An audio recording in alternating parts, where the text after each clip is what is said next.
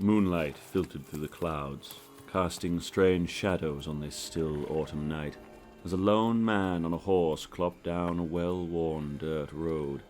It was an ominously quiet evening, All Hallows Eve, in fact, and Ichabod Crane was on his way to a harvest festival atop his trusty but temperamental steed, Gunpowder. He had never been to such a party, and the thoughts of what awaited him swirled inside his head. Drinking, dancing, tales of ghosts and the supernatural, he supposed. What he was really after, however, was the love of Katrina Van Tassel, a beautiful young woman and the apple of his eye. The party was to be held at the Van Tassel homestead. Once the guests have all departed, that's when I'll make my move, Crane thought to himself. Then he'd have his chance to propose to Katrina and ask for her hand in marriage. Somewhere in the distance, an owl hooted ominously, the first sound he remembered hearing in some time on this dead, calm night. Crane shuddered in the chilly fall air. He wouldn't call himself chicken-hearted. He was not a coward, no, but, well, he was superstitious, and Sleepy Hollow, the village in which he resided, was well known to be haunted by certain strange entities. Or so the rumors went amongst the townspeople. Here he was, alone at night, during the thinning of the veil, when the boundary between the world of the living and the dead is at its weakest. Get it together, Crane, he muttered to himself. He tugged at the collar of his jacket as he spurred his steed onwards, down the gloomy, dimly lit path, glancing over his shoulder, jumping at shadows, trying to keep his wits about him. Sleepy Hollow, a bite-sized fright. This series contains disturbing content. Listener discretion is advised. Ichabod Crane arrived at the Van Tassel homestead at around 7:45. Inside, he could hear a great commotion, riotous partygoers singing and dancing. As he carefully tied his horse to a hitching post outside the barn, 2 children suddenly raced past him, shrieking, wearing grotesque wooden masks. He hadn't thought to bring a costume, but no matter. He would enjoy himself, take part in the festivities, and then, later in the evening, he'd finally be alone with Katrina to profess his love. There was only one problem with his plan. That bastard, Brom Bones. He'd seemingly had it out for Ichabod ever since he arrived in Sleepy Hollow, shortly after the end of the Revolutionary War. Brom was a brute, and just didn't seem to like outsiders. It didn't help that he was also in love with Katrina, of course. Ichabod couldn't understand what she saw in him. He steadied himself, took a deep breath, and strode towards the homestead. Inside the impressive, lavishly decorated home of the Van Tassels, banners and wreaths hung along the walls and over doorways, and an impromptu dance floor, surrounded by straw bales, had been set up in the living area. Crudely carved gourds, fashioned with frightening faces, littered the home in abundance.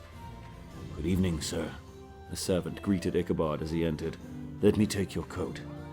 Ichabod handed his hat and coat to the servant and glanced around furtively. No sign of Katrina.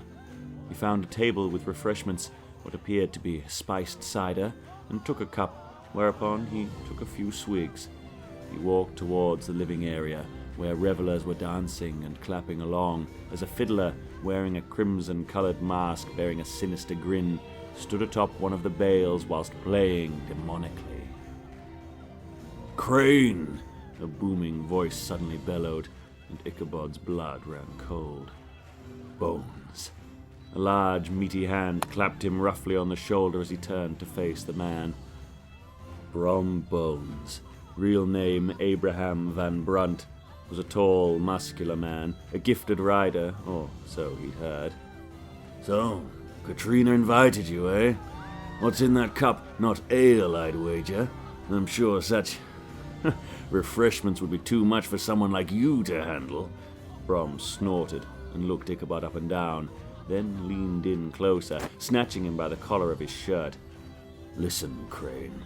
Katrina may have invited you here, out of pity, perhaps, who knows, but she is not for you. Sleepy Hollow is not for you.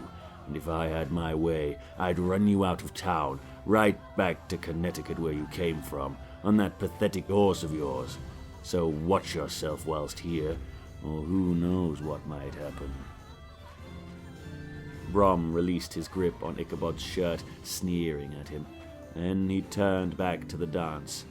Ichabod composed himself as best he could. He dropped his cider when Brom had startled him.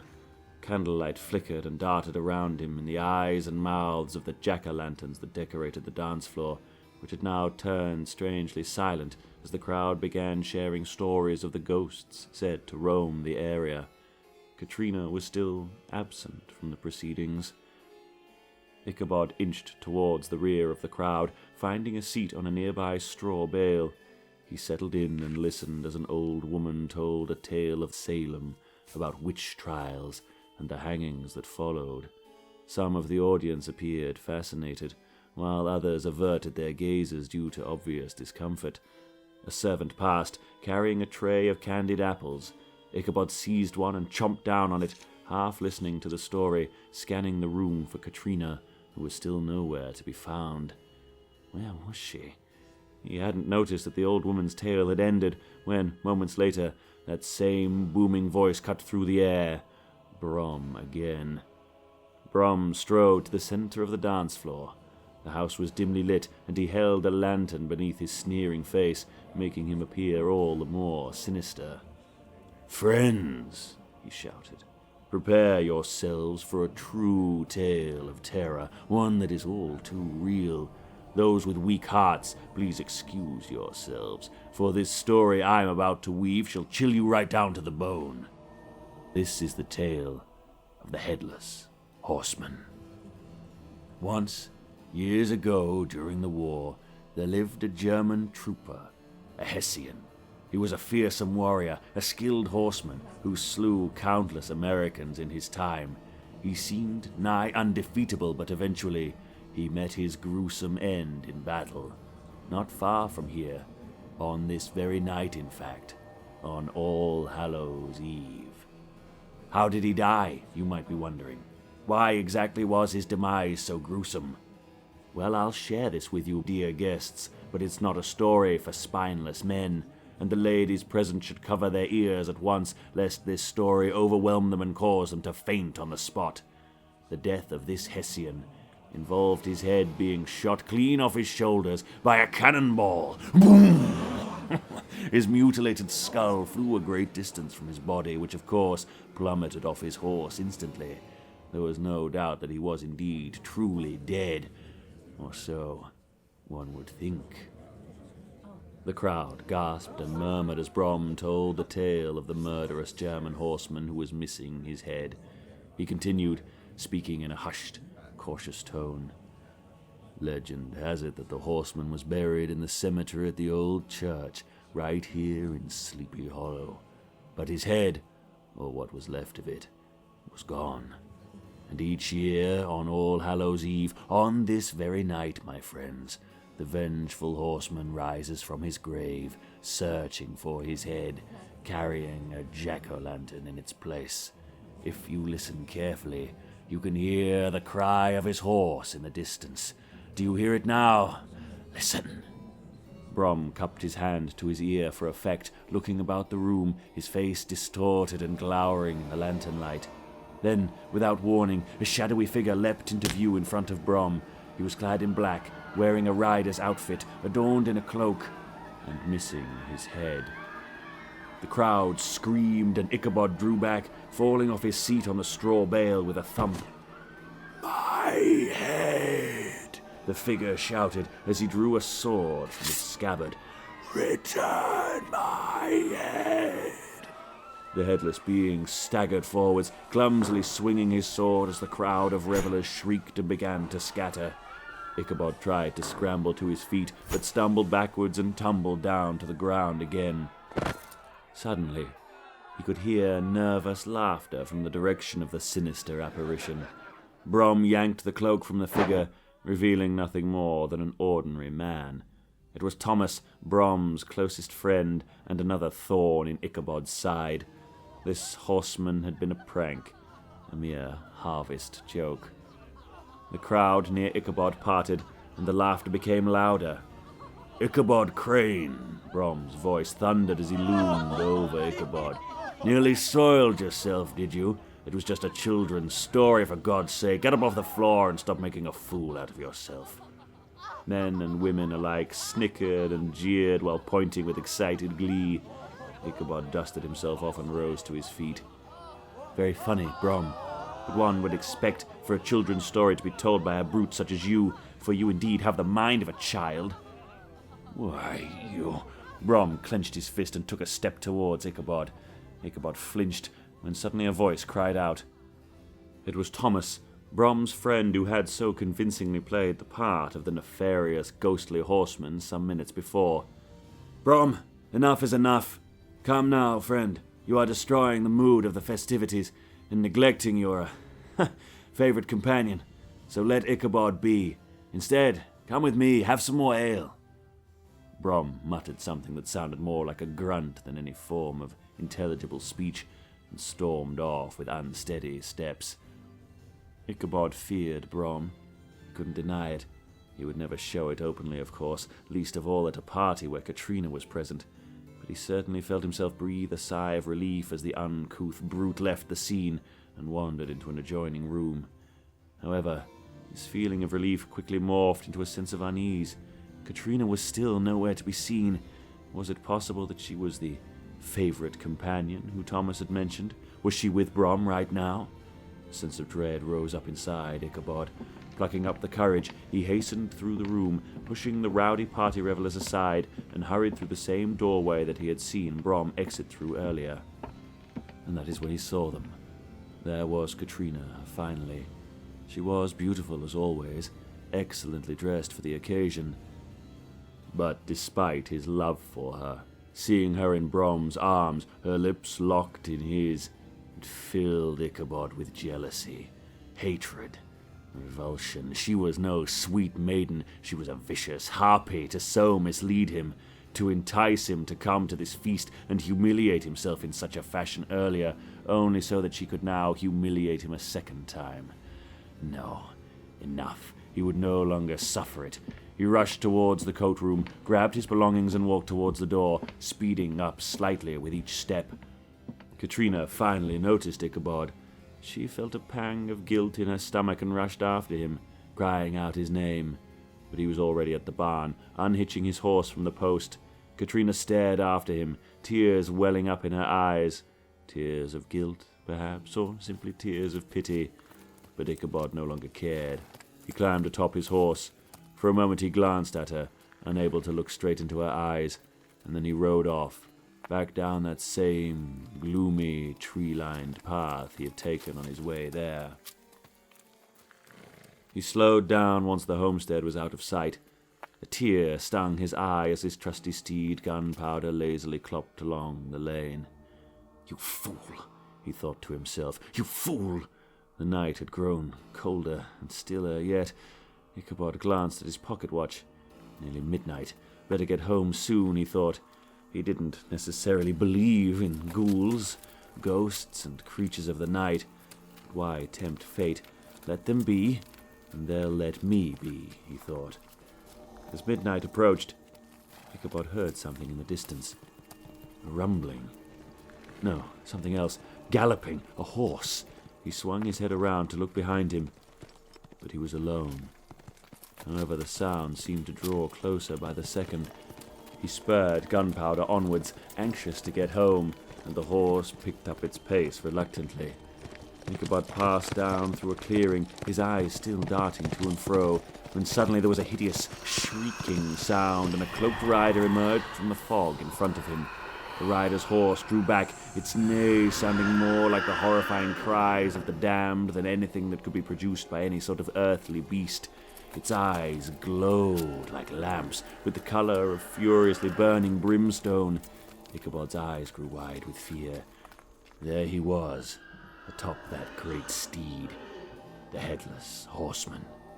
He carried a burning jack-o'-lantern under one arm, With the other, he pointed at Ichabod, and while Ichabod expected him to speak, the rider remained completely silent, and indeed this foreboding silence filled Ichabod with a chill more terrifying than any mere words could ever have.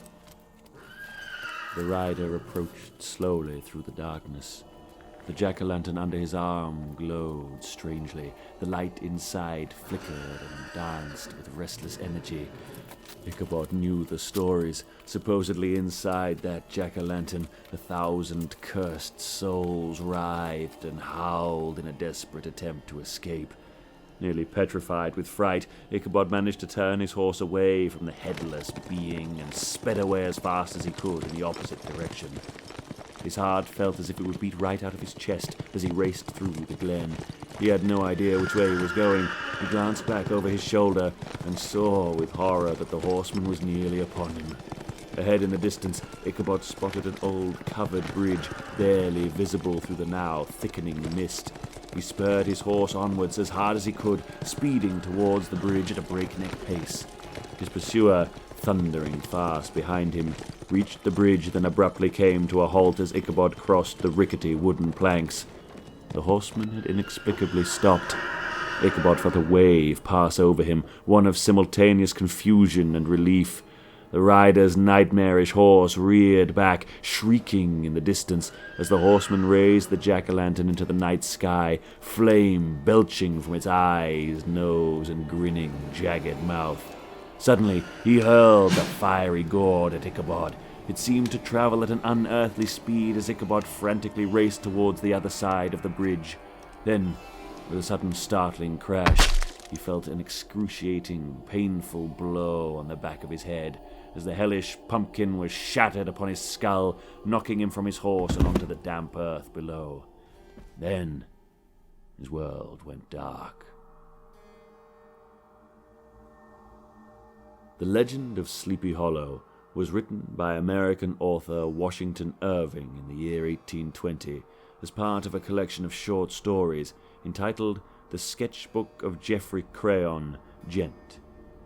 This harrowing tale, along with Rip Van Winkle, made Irving famous, and the story of Ichabod Crane's ill-fated meeting with the Headless Horseman has since been adapted dozens of times in both TV and film.